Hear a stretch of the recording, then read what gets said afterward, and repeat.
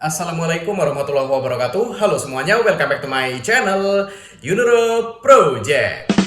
Pada kesempatan video kali ini gue akan ngebahas salah satu skutik di kelas 150cc dengan genre klasik ya teman-teman ya. Dan untuk skutik klasiknya ini bisa bersanding ya dengan Honda Stylo 160. Jadi ini dari pabrikan yang berlogo sayap mengepak teman-teman. Jadi seperti apa detailnya, karena untuk motor tersebut skutik retro klasiknya itu mendapatkan penyegaran teman-teman. Nah, seperti apa penyegarannya dan apakah motor tersebut juga bisa berdampingan dengan stylo, nanti akan dijelaskan ya teman-teman. Tapi sebelum gue lanjut, teman-teman jangan lupa like video ini dan subscribe channel ini dulu supaya gue makin semangat bikin konten seputar roda 2 dan riding gearnya.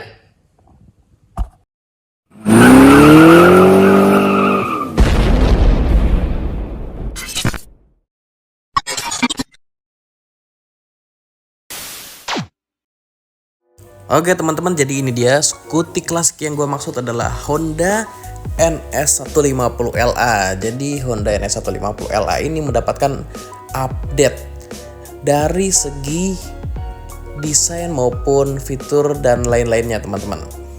Jadi memang kalau kita ngelihat si Honda NS150LA ini desainnya tuh lebih kalem dan lebih bulat-bulat gitu ya. Berbeda banget dengan Honda Stylo 160 yang lebih ke klasik modern ya. Karena desain si Stylo itu memang lebih modern aja teman-teman. Kalau dibandingin sama NS150LA ini lebih klasikan si NS150LA-nya ya teman-teman ya. Jadi kayak sama-sama klasik tapi beda gitu loh. Nah, jadi kalau untuk lampu-lampunya di sini sudah LED teman-teman, si NS150LA-nya. Jadi lampu depannya bulat, tapi di bagian lampu sen ada perubahan ya, bentuknya jadi seperti ini. Sama lampu belakangnya juga serupa dengan lampu sennya maksudnya ya. Lampu sen depan dan belakang itu serupa teman-teman. Terus ada lampu utamanya, ada pinggirannya tuh ada krum-krumannya gitu supaya terkesan lebih klasik lagi. Terus kalau dilihat tepongnya ini ya, gue tuh kalau ngelihat tepung NS150LA jadi inget Jenggo teman-teman, karena panjang gitu ya. Si Jenggo kan juga panjang teman-teman untuk bagian tepongnya. Jadi kalau desain krumnya tuh banyak teman-teman, bukan cuman di bagian cover dari headlightnya aja.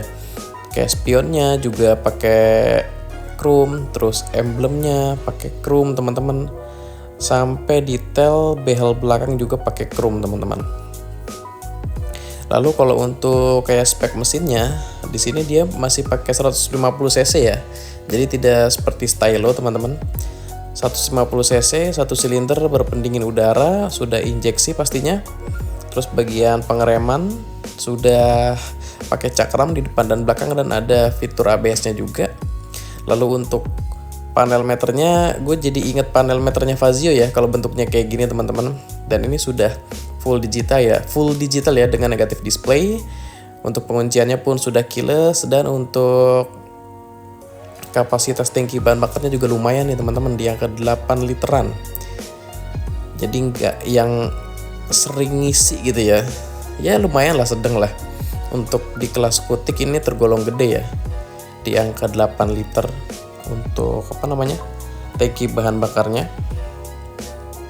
Lalu kayak untuk bagasinya juga luas teman-teman, karena bisa naro helm ini ya, satu helm open face dan perintilan lainnya ya, kayak mungkin jaket atau mungkin sarung tangan gitu kan. Terus di bagian kompartemen depannya, di bawah stangnya itu ada USB charger juga di dalamnya. Jadi bisa ngecas sambil jalan ya.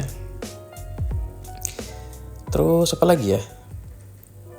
Ini kurang lebih seperti itu sih teman-teman.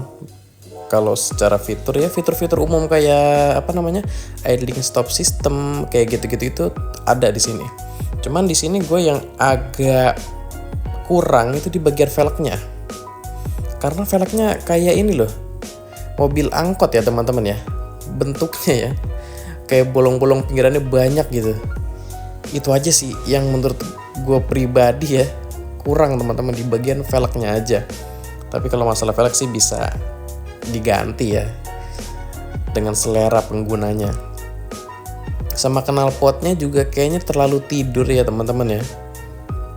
Maksudnya kalau mau desain knalpot tidur kayak gini bentuknya bulat gitu. Kalau bulat lebih oke sih menurut gue teman-teman. Kalau ini kan bentuknya kayak apa namanya? Ya kayak Vario yang ada di Indonesia ya.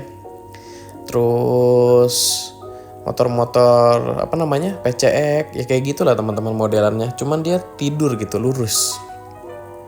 Nah, kenapa tadi gue bilang seperti Vario yang ada di Indonesia? Karena si Honda NS150LA-nya ini mendapatkan update-nya itu ternyata belum di Indonesia teman-teman, melainkan di Sundiro Honda. Jadi Sundiro Honda itu adalah APM Honda yang ada di Cina. Jadi kalau untuk analisisnya apakah mungkin si NS150LA-nya masuk ke Indonesia? Kalau secara strategi produk sih AHM itu udah punya stylo ya di kelas klasik gitu ya. Cuman ada sedikit celah karena yang gue bilang tadi kalau NS150LA ini klasiknya tuh klasik vintage, tapi kalau untuk stylo itu klasik modern teman-teman. Jadi ada alternatif desain lah. Jadi sama-sama klasik tapi yang satu pure vintage, yang satu lebih agresif kalau yang stylo kan. Jadi ya ada kemungkinan tapi sedikit banget ya teman-teman ya. Jadi kita tunggu aja update selanjutnya dari pihak Honda sendiri. Seperti apa untuk Honda NS150LA terbarunya.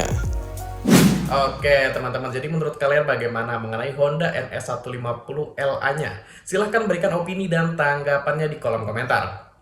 Kalau menurutku sih oke juga sih ya teman-teman ya kalau itu masuk ke Indonesia, karena desainnya agak berbeda nih sama stylo. Kalau stylo 160 kan lebih apa ya, retro klasik tapi modern gitu desainnya.